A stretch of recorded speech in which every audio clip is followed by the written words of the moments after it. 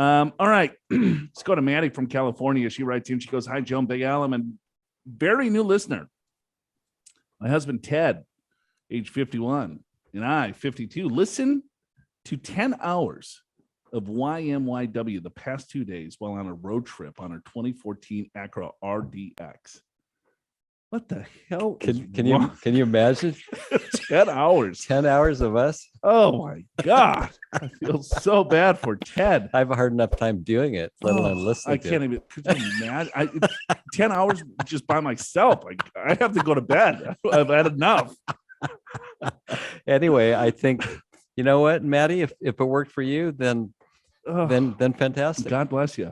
I'm so glad I found your show. I am hoping you would be able to give us some suggestions on our finances. All right. Let's dive in. We got Ted, retired last year. Well, he was laid off, and then he decided he should just retire. You know, I was teaching a class one time, Miracosta College, and I was like, yeah, anyone kind of recently retired?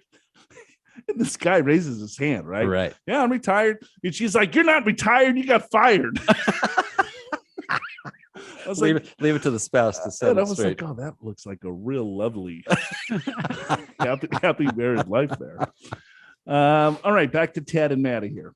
All right. He mostly for his physical and mental health. So that's why he retired. Yeah. I'm still working and plan to keep working until 2027 when our kids graduate. My gross salary is $90,000. I contribute $19,000 to the 457. Then the remainder of our salary is just enough for our expenses. But on top of our regular expenses, we will need $210,000 for college expenses for our children in the next 6 years. We have a small 529 plan with $27,000. That leaves $183,000 to source elsewhere. Details: we have 2 kids. Eldest has 3 years to go. The other one will start college this year. We will pay max of $30,000 per kid per year. Sounds like Big Al. Where are they going? Well, I don't know if you've checked recently, but everything is expensive. Got it. Our combined 401k is $1.8 million. Plus, we have $45,000 in my current employer's 457. There's no matching with my company, but it's pre-tax, so I will contribute to it anyway. We have combined $20,000 in the Roth IRA. We have a $280,000 rollover traditional IRA from an old 401k. Ted has a $120,000 rollover traditional IRA, also from old 401ks. These rollovers were done several years ago. Unfortunately, we knew nothing about Roth IRA conversions or backdoor Roths. In fact, we haven't contributed much to Roth IRAs. Our non-retirement account is $430,000. Do you think it's realistic for me to retire in 2027 with our nest egg, especially considering that we will pay around $183,000 in education expenses, and also considering the current market conditions? If I retire in 2027, our ages will be 57 and 56. Our estimated expenses is $100,000 a year, including health insurance. We are thinking that we would get the $183,000 education expense from our rollover traditional IRA account, since there is no penalty to withdraw early if we're qualified education expenses. Doing this helps lessen our RMD impact. At least that's the idea. But would it be better to draw from our non-retirement accounts instead? Should I continue to contribute to the 457 to get the pre-tax benefits, or stop and use the cash to help pay for college instead? Or should I contribute less to the 457 and be able to put $6,000 into my Roth?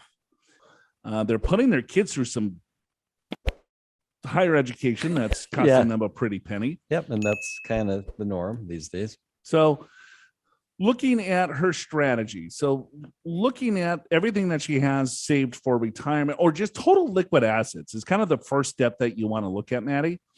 And so I'm counting here, what, 2.2 million in retirement accounts plus another 400 and change and non-qualified? Yeah, so I let's use 2.6 as roughly. Of liquid assets. Yeah. So 2.6 is kind of the number. And then you have to figure out, all right, well, if that's just for retirement, you can kind of take a distribution rate from there and say maybe you don't want to pull out any more than 3% or 4%, depending on your age. Yeah. They want to retire fairly young, 57, 56. So our recommendation would be don't take out any more than, let's say, 3% out of the portfolio. Right. Yeah. At that age. And if you retire at 65, 4 is probably okay. If you retire younger than 60, probably 3 or less, right? Some people retire in their 40s, and then you really have to be careful then. So given the fact that they want to spend $100,000 a year, I mean, they're pretty close. Yeah. But then where the wrinkle comes in is that, oh, wait a minute, we have college expense, and that's going to cost us another $200,000. We have some money saved for college, so we're going to be short about 180 grand. Right. So what is the best way to fund that? And what she was thinking is that, hey, well, let's just take it out of the retirement account because I'm not going to get a 10% penalty. Right. Missing one key fact there, and that is you have to pay tax on that 180, and you're still working, so you're in a higher bracket, right? So to pull out 180 net, you might have to pull out 250 or whatever the number is. So anyway, you take your 2.6 million. I know you're saving 19,000 a year, so there's an extra, 60 grand over 3 years, or no, it's not. It's 6 years, right? So maybe that extra 20 grand for 6 years almost covers the education. So you can cash flow it per se. You could almost cash flow it. You won't get a tax deduction, so your taxes would be higher. And you do have non-qualified of about 400,000. So you have some ability to do this a little bit more tax efficiently than just pulling it out of a retirement account, paying tax while you're working in a higher tax bracket. Yeah. So, the last place you want to go is the retirement account. You don't want to do that. So just check that off.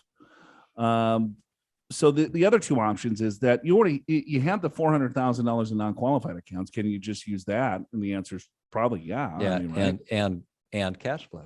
Or you stop saving altogether, because let's say at 2.6 million, they want to retire in like 5 years. Yeah, or 3 years. I think 6. 6 years. Yep. All right. So Yeah. let's say the market doesn't grow. I mean, her accounts don't grow with the market over the next 6 years because they go down, they go up, and they stay flat. They still have $2.6 million. They want to spend $100,000. They're going to cash flow the college, or maybe they dip in maybe another a little bit, 50 grand over the course of whatever. Let's just say, to be conservative, they end up with 2.5 million, right, at retirement. Yeah, they spend $100,000 of non-qual and they cash flow the rest out of for education. So you take 100,000 divided by 2.5 million, and you get 4%. And we just said when you're under 60, you'd like it to be 3. But we're skipping a huge point here, which is you will get Social Security and or pensions. So we don't know what that is, but it's okay to have a little bit higher distribution rate for a few years, knowing that Social Security will kick in, and then you'll basically have a better distribution rate that will probably last you. So the way that you know for sure is you kind of run some cash flow forecasting, but just back of the envelope, you're probably okay. If the 100,000, maybe that's a little bit high. I don't know. I mean, you might want to spend just a little bit less just to give yourself a little bit more cushion, but I think you're pretty close.